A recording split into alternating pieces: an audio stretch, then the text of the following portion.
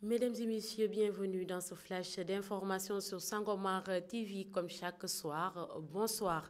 Nous démarrons ce flash d'informations par l'actualité nationale. Thiaroye Santeyal MC, une ressortissante guinéenne âgée de 15 ans, a été séquestrée, battue et puis violée par 3 individus à tour de rôle devant sa petite sœur âgée de 7 ans.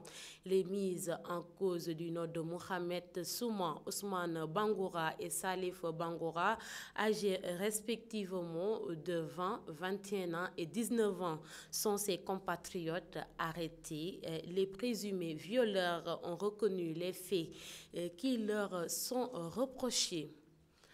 En politique, c'est la fausse note qui risque de coûter très cher au candidat de la ville de Dakar, Barthélémy Diaz, dans la nuit de jeudi. En passant dans une rue de Mermoz-Sacré-Cœur, sa caravane a essuyé des jets de pierre de la part d'un jeune garçon qui se tenait au balcon d'une maison R+1. La riposte de ses gardes et partisans du maire a été disproportionnée. La maison en question a été saccagée et 2 membres de la famille gravement blessés.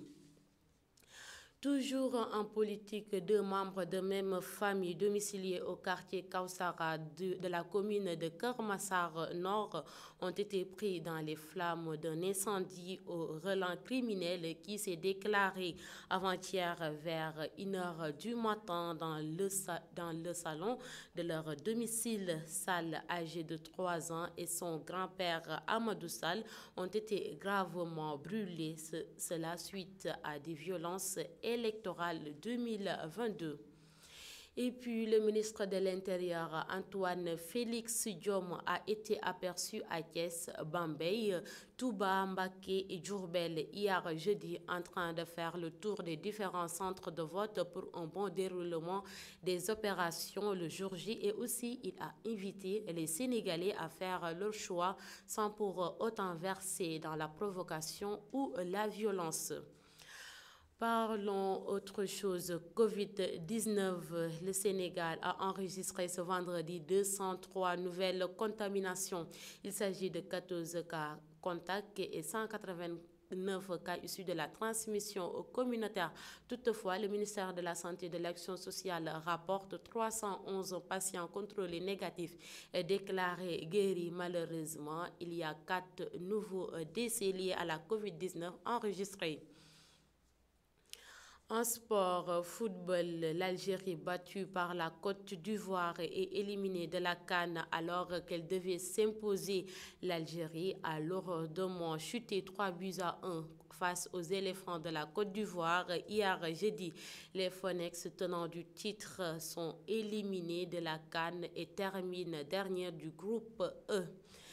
Et sur l'international Mali, l'homme fort de Lomé, Faune et Yadémon, accélérer le Toubre pour arrondir les angles au lendemain et des sanctions corsées de la CEDEAO contre le Mali. Il s'est rendu discrètement de la capitale malienne pour quelques heures et s'est entretenu avec le colonel Assimi. Une bouffée d'oxygène dans les câbles pour un réexamen du dossier malien pour les prochains jours.